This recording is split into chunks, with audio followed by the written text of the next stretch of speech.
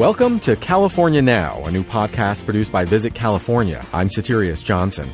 Join me and we'll explore some of the people, places, and experiences that make California one of the world's great travel destinations. Today, we'll spend time with one of the founders of Atlas Obscura. We sort of see our deeper philosophical mission as bringing wonder into people's lives, sort of reminding people that the world is still actually vast and strange and really an amazing place. That's Dylan Thuras, and he'll share a few of his California favorites with us. For all of you Enophiles out there, today we have a treat. Jon Bonné, the James Beard Award-winning author and former wine critic of the San Francisco Chronicle, joins us to talk about the new rules of wine. Probably, to me, the most important rule is rule number one, which is drink the rainbow.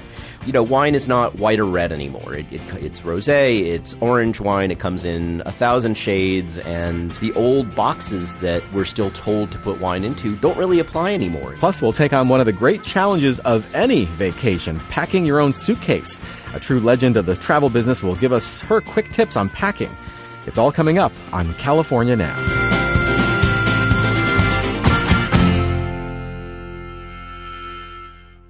Welcome to California Now. I'm your host, Satirius Johnson. My guest, Dylan Thuras, is a co-founder of the website Atlas Obscura and co-author of the recent book of the same name. Maybe you've run across Atlas Obscura on social media, pointing you towards some remarkably strange attraction in a country far away or the very place where you live.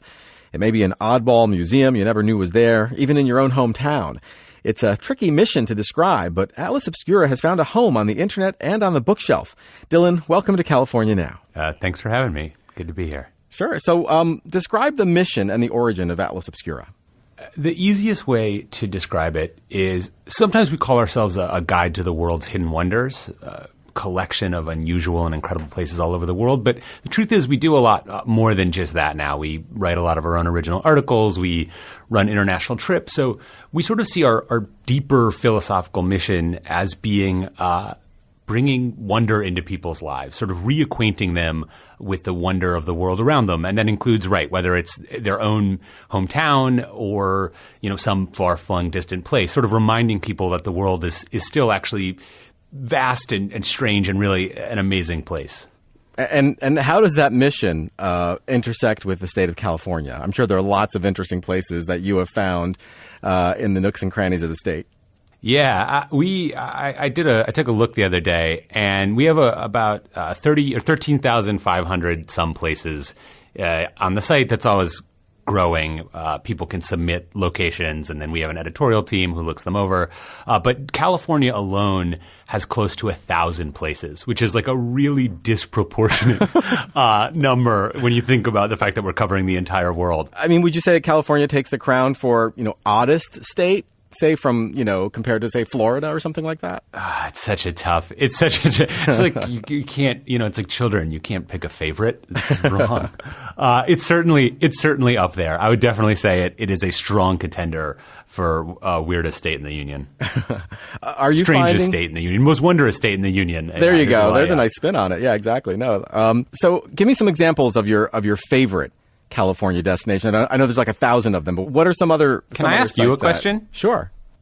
You're a recent New York, like East Coast to West Coast transplant. You were, New York, New Jersey based for a long time. Absolutely. How's the cultural shift going? How's it feel being out there on the West Coast? It's different. It's a different culture, kind of. It's a different kind of lifestyle, different pace of life, which is very nice. I do feel I bring my East Coast, small dog, I feel like I'm running in circles, yapping while other people are very relaxedly eating fruit and discussing, I don't know, how to get there on the freeway or whatever. But right. There's a clear cultural difference, but it's actually sort of as a New Yorker, it's relaxing. That's true. It's true. You do. I mean, I think it depends where you are, I guess, but you definitely do. Mm-hmm. I feel like you do have to kind of shift down in gear a little bit. It's definitely a more relaxed way of life, I think. And the food's amazing. Yeah. The produce and the fruits and vegetables you get. I mean, there's a handful of places in the Atlas that sort of touch on this that I really love, which is that California is strewn with these, they're called mother trees sometimes. Mm-hmm. We've got the navel orange tree. The mother navel orange tree was in California. But there's another one the sweet Mediterranean orange is a type of citrus variety, and the tree, the original mother tree, is still alive. You can go visit it. It's this 161-year-old citrus tree. And it became famous. People would travel from all over to go and not just try the fruit, but then also take a cutting, and so that they could grow this variety of orange themselves. So if somebody wanted to, experience that, is there such a thing as like tree tourism? Is there a way people can kind of get a sense of the magnitude of the agricultural kind of, industry in California?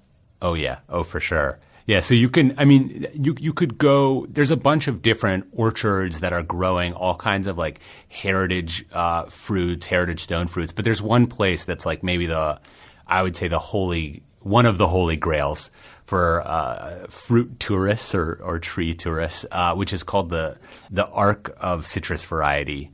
This is run by like the U.S. Department of Agriculture, and it is basically it's a ground zero for all things citrus. And what that means is not just that they have labs and this kind of stuff, but they have acres and acres and acres growing every single type of citrus that you have ever seen, and hundreds that you have never seen or heard of. So where exactly is that citrus collection? It's just outside of LA in Riverside, part of the university over there. So Dylan, so many attractions involve a road trip.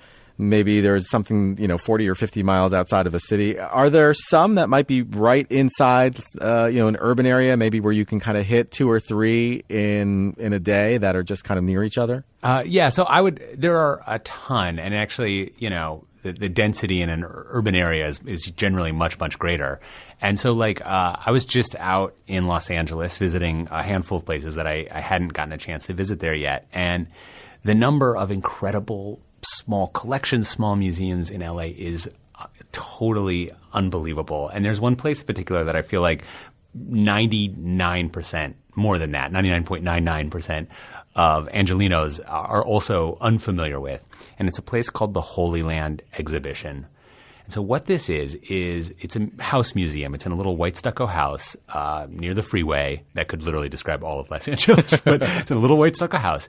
And it is run by a woman who is in her late 80s, and she was the assistant to an archaeologist who supposedly Indiana Jones is based on. And he went around all over the Middle East and collected artifacts relating to religious scriptures, but both the Bible, the Torah, the Quran, and collecting them over the course of his entire life. And basically his collection is been completely preserved, including like huge maps, a room that's just like a giant set of maps from the 1930s, a little like Middle Eastern like tea area, and then just like an enormous set of these unbelievable artifacts. And it's the experience of visiting the place, learning about its history, meeting the people who run it. It's a total joy. And it's one of dozens and dozens. I mean, obviously there's the Watts Towers.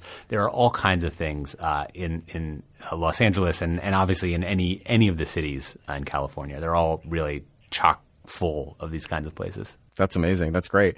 Where are you living right now? So right now I'm kind of right outside of Sacramento. Okay. There's a bunch of, this is the best thing about this is like wherever you are, there's like something great to see. So this is one that I think probably is pretty famous in Sacramento, and maybe you've already been here. But have you been to the original street level in Sacramento? I have not yet. No, which is now underground, but the original street level, I've not been to it, but I've heard a lot about it. Yeah, tell me more. I'd like to know more about that. So it's there are a number of towns that have this, but basically, when they built the town 100 plus years ago, it was at a totally different level. The ground was literally 10 feet lower. And so they built all this stuff. And then over time, stuff gets built on top. And there was a problem with flooding. So a bunch of these buildings were just abandoned, essentially. They left their ground floors and then would build these raised sidewalks above them. And what this meant over sort of, building on this over years and years and years is that you're actually always standing on the second floor of Sacramento. Like all of Sacramento is the second floor of a house where they've basically like no one goes in the first floor anymore. Right. You just climb out the window, I guess. And so it's like, I mean, I think that's a fairly well known Sacramento place, but it does have a kind of delight and gives you a little bit of a sense of what the place once was. And there's another nice place in Sacramento called Safetyville, USA, which is a very cute name. And basically, it's a tiny miniature replica of Sacramento where kids can come in and they get to basically do projects that have to do with urban development, municipal planning, and also learn all about like safety stuff, how you set up street crossings and all of this. So it's like a tiny municipal planning zone for children to do their city engineering, which is really cute and great. And that seems really nice as well. Dylan Thuras is the co-founder of Atlas Obscura and co-author of the book by that name. Thanks so much for joining us, Dylan. Thank you so much. Yeah, and enjoy your beautiful weather. It's rainy and 50 degrees here right now, so yeah, I think we have enjoy the West Coast. I think we have about 70 degrees and not a cloud in the sky right now. So, you monsters! You guys are monsters. As always, you'll find links to all the places that we've discussed at visitcalifornia.com/podcast. Coming up, we'll meet Jon Benet, author of 2 great books that focus on the ever-changing world of wine. But first, quick tips on packing from a true expert.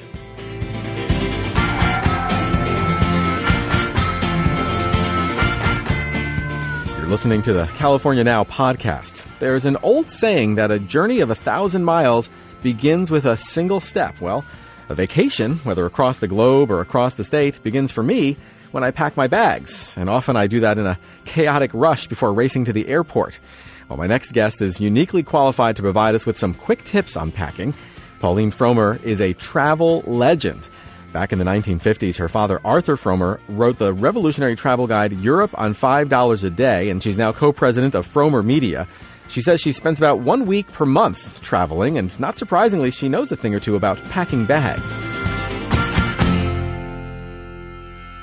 Because I don't want to be a slave to my bags, because I don't want to be burdened with too much stuff dragged through the airport, and because I never, ever, ever check a bag on an airline if I can help it, I only own a carry-on bag. That keeps me from overpacking. You just don't need to bring all that stuff with you. You can wear the same thing day after day. The paparazzi isn't following you. Nobody's going to complain that they saw you in something 2 days in a row. So how do I get everything in? I roll it. This is especially helpful if you're going to a place like California where it could be very chilly in San Francisco, but really warm right outside in Marin County.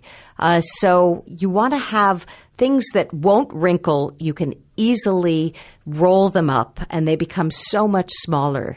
As well, you want to mix and match. You wear dark colors that hide stains, and you layer so that you're never too hot, you're never too cold, and you assume that you probably won't be going to a ball or to a very fancy event, unless you are, and then you pack for that. But a lot of us put in things that we really love into our suitcases, but don't really think of the context. You should just assume it's going to be casual, because most of life is nowadays. For me, airline security comes down to what I need to have with me on the plane. And I've been surprised in recent years. I once tried to bring chili on the plane, a nice vat of homemade chili for my lunch, and it was considered a liquid. So you have to try and think like a security agent so that going through security is seamless. I guess the essential item that I always pack with me is a good book. Often I'll have it on my phone nowadays, but, delays happen. And to me, the thing that's going to keep me comfortable is if I can distract myself. So I always make sure to have something that I'm excited about reading with me. Pauline Frommer is co-president of Frommer's and hosts a radio show with her father, Arthur Fromer, the creator of the legendary Europe on $5 a Day. She'll be back soon to talk to us about traveling with children. She knows the subject well, having been on the road since she was an infant. She now travels with her own family, her husband and 2 kids. Coming up, in Vino Veritas, in wine, there's truth. But the truth of the matter is, the wine world is constantly in flux. We'll explore how it's evolving. As always, you'll find links to all the places we've discussed on our website, visitcalifornia.com/podcast. My next guest and I have crossed paths a lot in our lives. We went to the same university, held the same job, and even moved back and forth between the East and West coasts. We just did it at different times, so I'm glad we can finally sit down at the same time and chat with one another. For nearly a decade, Jon Benet served as the wine editor and chief wine critic of the San Francisco Chronicle, where he won 2 James Beard Awards and numerous other accolades. These days, he's the senior contributing editor at Punch, an online magazine about wine, beer, and spirits, and the author of the new wine rules, and he's also the wine consultant for JetBlue Airways. Hey, Jon, how you doing? I'm great. How are you doing? I'm doing okay, thanks. So I have a copy of your latest book, The New Wine Rules. I really love it. I need this book. I think a lot of us do. I do love a glass of wine from time to time, but the whole wine world can be so mysterious and intimidating. What prompted you to write this book? A few things. One, there was this lack of good basic wine books, and when I looked around, and when you're writing about wine, you think about how do you sort of direct people to something just to get them started. Everything seemed like it was sort of 20, 25 years out of date, and it represented a wine world that just had changed. And then my wife and I were actually in San Francisco having lunch, and we were listening, kind of eavesdropping on this table next to us, women who were late 20s, early 30s, obviously professional, obviously doing really well, and they wanted to order a bottle of wine. They were struggling with the wine list. The servers weren't really helping. And it was hard to listen to, and we were like, do we step in? What do we do? And so this began this discussion saying, could we write, could I put together a wine book that would actually feel like it was 2018? And that's how it came together. Well, wine can be so mysterious and intimidating because, there's so many of them. They come from so many places. It can be mind-boggling. So as somebody who's not an expert, it can be pretty overwhelming. So what are some of your new rules? What are some of the things that people should be aware of as they are trying to experience and have a good experience with wine? Well, wine can be confusing, but I also like to remind folks that this is the era of Google, and we have the world at our fingertips, and so things that in theory are confusing don't necessarily have to be when you're just dealing with the particulars of what's this grape, what's this region. So with the book, I actually wanted to come up with rules that essentially you couldn't Google, which is to say, if I could map out the parts of my brain that are not easily replicable on the internet in terms of wine, what would they be? And so probably to me the most important rule, and one that I think sets the template, is rule number 1, which is why it's rule number 1, which is drink the rainbow, which I borrowed from the health world where you're told to eat the rainbow. And the idea of drink the rainbow is that, wine is not white or red anymore. It's rosé, it's orange wine. It comes in 1,000 shades and all sorts of different iterations. And the old boxes that I think we're still told to put wine into don't really apply anymore. And so I think this idea that there's this huge world of stuff to understand, and it's a little bit scary and a little bit fearsome, it can be, but it certainly doesn't have to be. And I think the big step is for people to get past that idea that it's something to fear, and to just kind of dive in and be curious and realize that there's never going to be easy answers, so you just kind of have to enjoy the ride. Thanks to you, I'm looking at taking my wine rack out of the kitchen, making sure to keep it away from any source of heat. That's one of your rules too, right? It is indeed. If I can get people to do 2 things aside from not worrying so much about wine. One is to throw away those awful winged corkscrews, the ones I'm talking about with little arms. Oh, yeah. Which don't work. The physics of them is completely illogical, and they're awful. And the better alternative, which is the waiter's friend corkscrew, is cheaper. And just the physics of it is a double lever, so it literally just pulls the cork out much easier. And yeah, number 2 is get rid of your kitchen wine rack, because almost certainly, unless somehow your kitchen is magically 55 degrees all the time, you are slowly cooking your wine. Well, ordering wine in a restaurant can be so daunting. There's so much pressure, and I often feel like I'm being judged. So how can I get around that? How can I kind of order at a restaurant and feel like, I'm not a dunce at it? I think the big thing is, this is literally a business transaction. And I think sometimes we forget that and we get tripped up in the social graces of it. But it's a business transaction. You're there to buy something. They're there to sell it to you. And you need to find, quite literally, the competent and intelligent salesperson who can help you make the right decision. And so the rule itself is that ordering wine is a conversation and not a test.